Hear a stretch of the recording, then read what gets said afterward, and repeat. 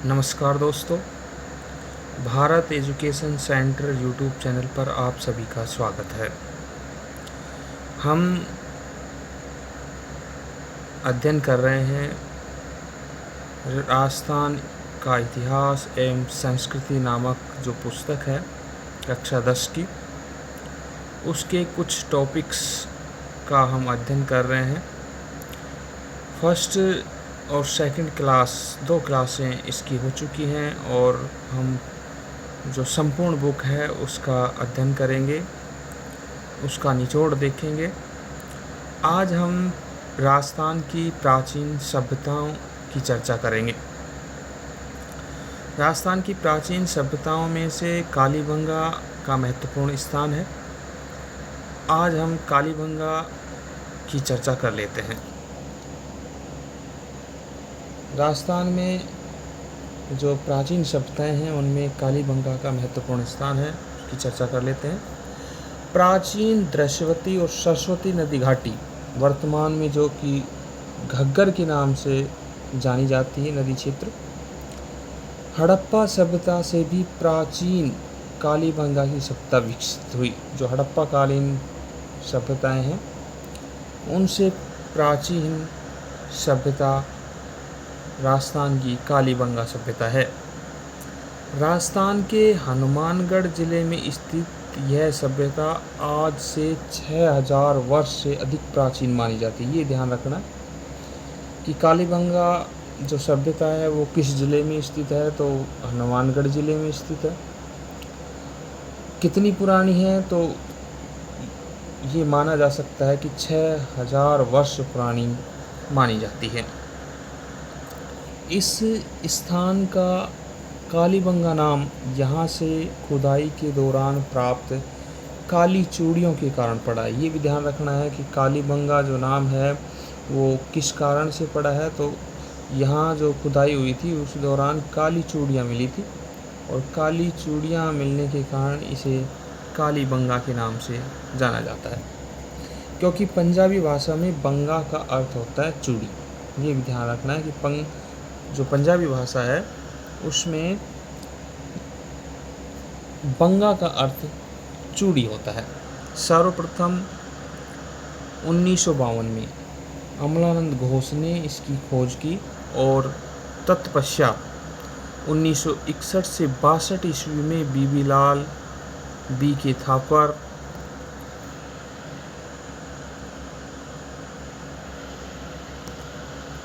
और द्वारा यह उत्खनन कार्य करवाया गया। उत्खनन में इस सभ्यता के 5 स्तर सामने आए। ये क्वेश्चन बार बार आरपीएससी और अधीनस्थ बोर्ड द्वारा बार बार पूछा जाता है कि कालीबंगा का जो उत्खनन स्तर है वो कितनी स्तरीय है। तो आपको ध्यान रखना है कि उत्खनन का जो स्तर है वो 5 स्तरीय सभ्यता के रूप में है। प्रथम 2 स्तर से हड़प्पा सभ्यता से प्राचीन, वही तीसरे, चौथे और 5वें स्तर की सामग्री हड़प्पा सभ्यता की सामग्री के समान और समकालीन है। ये आपको ध्यान रखना है कि उत्खनन के 5 स्तर हैं और 5 स्तर में से 2 स्तर हड़प्पा कालीन से प्राचीन है, यानी हड़प्पा काल से पहले के हैं, और तीसरे, चौथे और 5वें स्तर में हड़प्पा कालीन सामग्री प्राप्त हुई है। इस आधार पर कालीबंगा की सभ्यता को 2 भागों में बांटा गया है, एक प्राक हड़प्पा सभ्यता और दूसरी हड़प्पा सभ्यता। प्राक हड़प्पा सभ्यता में जो कि हड़प्पा सभ्यता से पहले की जो सामग्री मिली है उसको शामिल किया गया। हड़प्पा सभ्यता में जो हड़प्पा के समकालीन सामग्री मिली है उसको शामिल किया गया है। कालीबंगा सुव्यवस्थित रूप से बसा हुआ नगर था। ध्यान रखना है, कालीबंगा कैसा नगर था? सुव्यवस्थित बसा हुआ नगर था। मकान बनाने में मिट्टी की ईंटों को धूप में पकाकर प्रयोग किया जाता था। आपको ध्यान रखना है कि कालीबंगा में मिट्टी की ईंटों का प्रयोग किया गया है। उत्खनन से मिट्टी के बर्तन एवं उसके अवशेष पतले और हल्के हैं तथा उनमें सुंदरता व सुडौलता का अभाव है। बर्तनों का रंग लाल है, ये भी ध्यान रखना है आपको। कालीबंगा से जो बर्तन प्राप्त हुए हैं उनका जो रंग है वो लाल है। जिन पर काली व सफ़ेद रंग की रेखाएं खींची गई हैं। बर्तनों पर किस प्रकार की रेखाएं खींची गई हैं? क्वेश्चन आ सकता है। काली व सफ़ेद रंग की रेखाएं खींची गई हैं। यहाँ से जुते हुए खेत के साक्ष्य मिलते हैं। ये बहुत ही इम्पोर्टेंट क्वेश्चन बनता है। आरपीएससी और अधीनस्थ बोर्ड द्वारा बार बार ये क्वेश्चन उठाया जाता है, पुटअप किया जाता है कि कालीबंगा में किस प्रकार के खेत के अवशेष मिले हैं, तो जुते हुए खेत के अवशेष मिले हैं। ऐसा अनुमान है कि लोग एक ही खेत में 2 फसलें उगाते थे। एक खेत में दोहरी फसल के अवशेष भी प्राप्त हुए हैं। कालीबंगा से मिले कब्रिस्तान से यहाँ के निवासियों की सावधान पद्धतियों की जानकारी मिलती है। कालीबंगा में जो कब्रिस्तान मिले हैं उनमें जो समाधान की पद्धतियाँ हैं उनकी जानकारी मिलती है कि समाधान किस प्रकार से किया जाता था। साथ ही एक बच्चे के कंकाल की खोपड़ी में 6 छिद्र मिले। ये ध्यान रखना है कि कौन सी सभ्यता से पूछा जा सकता है कि राजस्थान की कौन सी ऐसी सभ्यता है जहाँ बच्चे के कंकाल की खोपड़ी में 6 छिद्र मिले हैं, वो है कालीबंगा सभ्यता, जिसे मस्तिष्क शोध बीमारी के इलाज का प्रमाण माना जाता है। क्वेश्चन आ सकता है कि कौन सी सभ्यता में मस्तिष्क शोध बीमारी के इलाज का प्रमाण मिला है। यहाँ से प्राप्त खिलौना बैलगाड़ी, हवन कुंड, लकड़ी की नालियाँ, बेलनाकार मोहर, हड़प्पा सभ्यता अपना विशेष स्थान रखती है।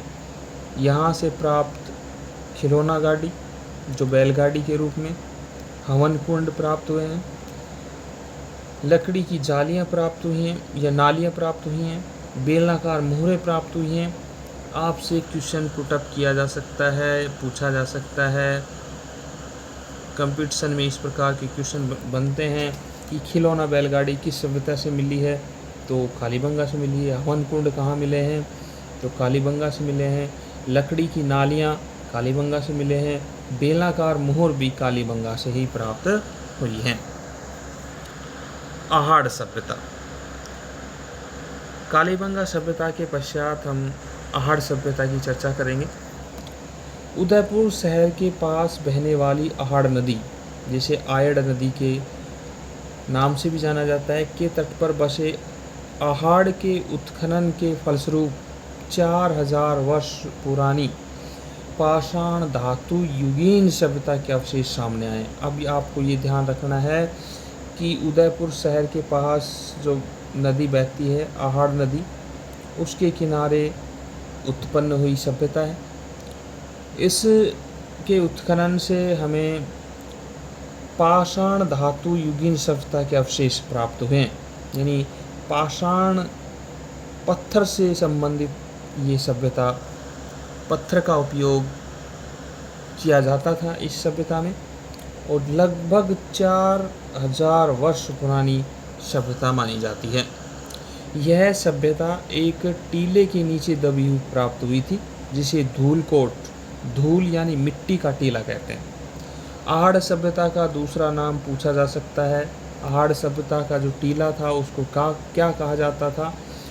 उसको कहा जाता था धूलकोट, और धूलकोट का जो शाब्दिक अर्थ होता है धूल यानी मिट्टी का टीला।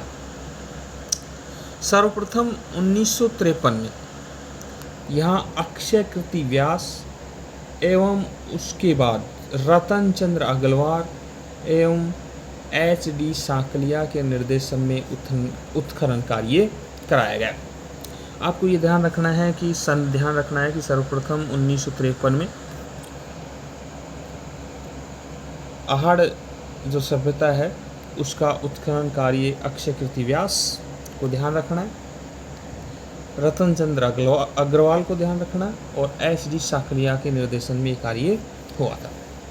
इस सभ्यता के लोग मकान बनाने में धूप में सुखाई गई ईंटों एवं पत्थरों का प्रयोग करते थे। ये ध्यान रखना, कालीबंगा में केवल ईंटों का प्रयोग हुआ है, लेकिन आहड़ सभ्यता में ईंटों के साथ पत्थरों का भी उपयोग हुआ है। ये आपको ध्यान रखना है। बार बार इस प्रकार के प्रश्न पुटअप किए जाते हैं कि कौन सी सभ्यताओं में पत्थरों का और ईंटों का प्रयोग हुआ है।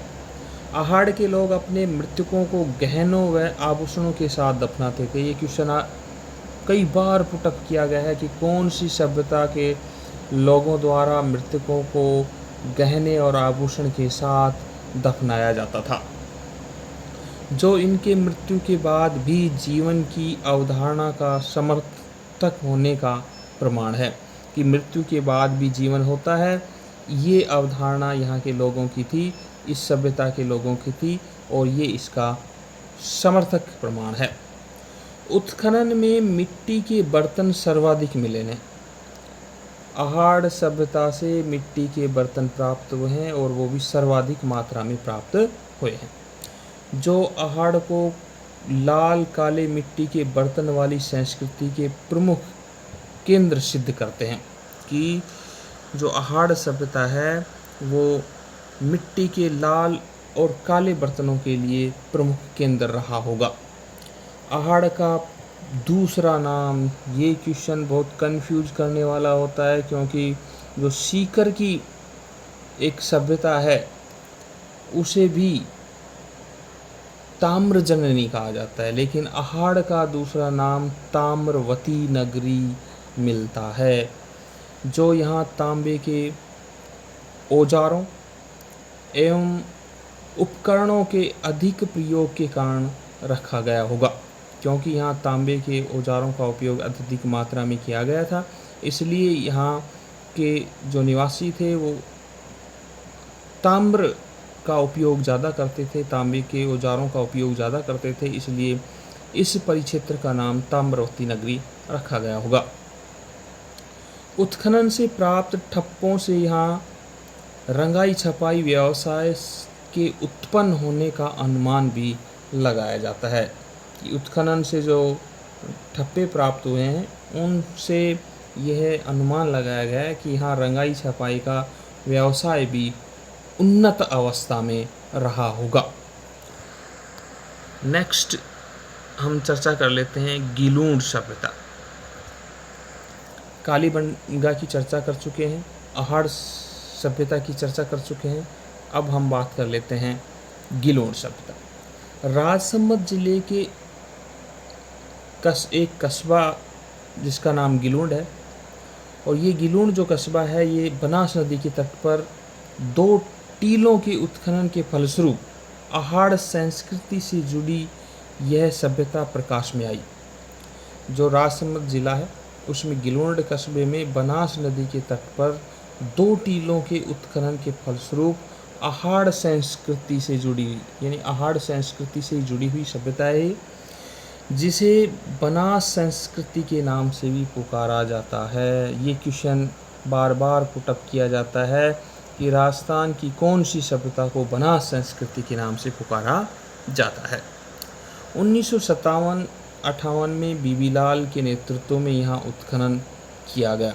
क्वेश्चन बार बार पुटअप किया जाता है कि गिलूण सभ्यता का उत्खनन किसके नेतृत्व में किया गया, किसके निर्देशन में किया गया, तो बीबीलाल के निर्देशन में 1957 से 58 के बीच में किया गया। तत्पश्चात 1998 से 2003 के मध्य पूना के डॉक्टर V.S. शिंदे व पेंसिल्वेनिया विश्वविद्यालय अमेरिका के प्रोफेसर ग्रेगरी पोशल के निर्देशन में यहाँ उत्खनन किया गया। उत्खनन से ताम्रयुगीन सभ्यता के अवशेष मिले हैं। इसका मतलब ये है कि ये सभ्यता भी ताम्रयुगीन सभ्यता है। इसमें तांबे का उपयोग अत्यधिक मात्रा में किया गया, जिसका समय 1900 से 1700 ईसा पूर्व निर्धारित किया गया है। ऐसा माना जाता है कि इसका जो समय रहा होगा काल क्रमानुसार वह 1900 से 1700 ईसा पूर्व रहा होगा। गिलोन से 5 प्रकार के मिट्टी के बर्तन मिले हैं। कितने प्रकार के? 5 प्रकार के मिट्टी के बर्तन मिले हैं। ये इम्पोर्टेंट फैक्ट है। जिसमें कौन कौन से मिले हैं? सादे बर्तन, काले बर्तन, पॉलिशदार, भूरे, लाल और काले चित्रित मृद भांड प्राप्त हुए हैं। तो सादे, काले, पॉलिशदार, भूरे, लाल व काले चित्रित मृद भांड प्राप्त हुए हैं, जो कि 5 प्रकार के अलग अलग मिट्टियों के बर्तन प्राप्त हुए हैं। उत्खनन में मिट्टी के खिलौने, ध्यान रखना है, मिट्टी के खिलौने प्राप्त हुए हैं। पत्थर की गोलियां प्राप्त हुई हैं। हाथी दांत की चूड़ियों के अवशेष मिले हैं। ये क्वेश्चन बहुत इंपॉर्टेंट है और कई बार पुटअप किया गया है कि राजस्थान की ऐसी कौन सी सभ्यता है जहाँ से हाथी दांत की चूड़ियों के अवशेष प्राप्त हुए हैं? तो वो है गिलोन। आहड़ में पक्की ईंटों, आग से पकाई हुई ईंटों का प्रयोग नहीं हुआ है। ये ध्यान रखना। आहड़ की जो सभ्यता थी उसमें, जो हम उदयपुर के पास पढ़ रहे थे, उदयपुर में आहड़ सभ्यता, उसमें धूप से सुखाई हुई ईंटों का प्रयोग किया जाता था, लेकिन आग से पकाई हुई ईंटों का प्रयोग नहीं किया गया। जबकि गिलोंड में प्रचुर मात्रा में उपयोग होता था। ये ध्यान रखना है, आग से पकाई हुई ईंटों का प्रयोग होता था। इसका मतलब गिलोंड में पक्की ईंटों का प्रयोग किया जाता था। हमने आज इस वीडियो के अंतर्गत कालीबंगा, आहड़ और गिलोंड सभ्यताओं की चर्चा की है। नेक्स्ट वीडियो में हम राजस्थान की कुछ और प्राचीन सभ्यताओं की चर्चा करेंगे। अगर वीडियो आपको पसंद आया हो, कंटेंट आपको अच्छा लग रहा हो, या जो हमारी जो सीरीज है उसके बारे में आप अपने विचार रखना चाह रहे हो, तो ज़रूर रखें। वीडियो को लाइक, शेयर और यूट्यूब चैनल को सब्सक्राइब करना न भूलें।